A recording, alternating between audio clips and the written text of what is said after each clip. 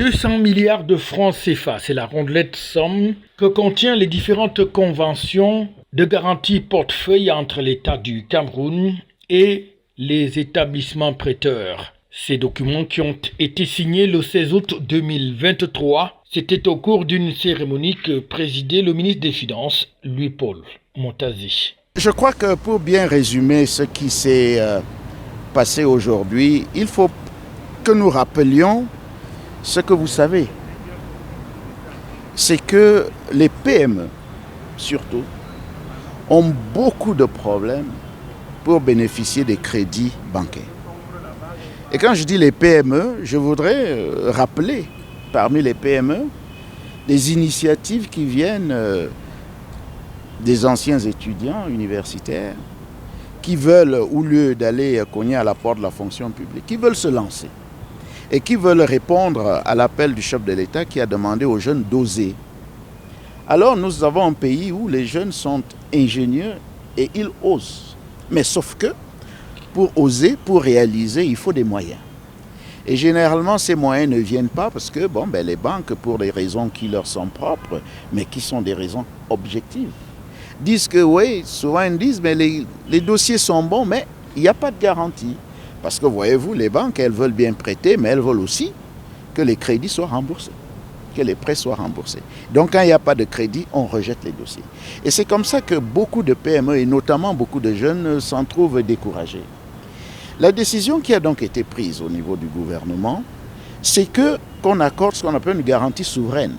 C'est-à-dire lorsque le dossier est bon, lorsque la banque estime que le dossier est bon mais qu'il manque la garantie, la banque se retourne vers l'État pour dire « moi je veux bien accorder mais il n'y a pas de garantie ». Au niveau de l'État, nous on examine encore beaucoup plus, pas parce qu'on refait l'étude du dossier, parce que cette étude est faite par la banque, mais beaucoup plus pour voir si le projet en question rentre dans les domaines qui sont pour nous jugés prioritaires. Nous avons une stratégie nationale de développement qui a fixé des filières prioritaires et nous voulons surtout encourager les gens d'aller vers ces filières-là. Donc je disais qu'à ce niveau-là, l'État accorde la garantie que la petite et moyenne entreprise n'a pas pu accorder.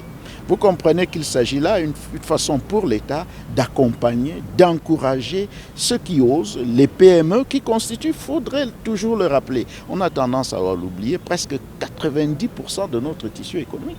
Dans le fond, il s'agit d'un nouveau partenariat public-privé qui lie désormais l'État du Cameroun aux établissements de microfinance regroupés au sein de leur association dénommée ANENCAM. La convention qu'on vient de signer ce matin devrait permettre aux banques de lever le curseur pour prendre un peu plus de risques, sachant que la garantie couvre une partie. C'est ça le principe. Alors donc, vous savez que le secteur bancaire a une évolution constante d'environ 10% sur le volume des crédits accordés à l'économie depuis près de 10 ans. Actuellement, nous cumulons à 4 188 milliards le 31 décembre 2022.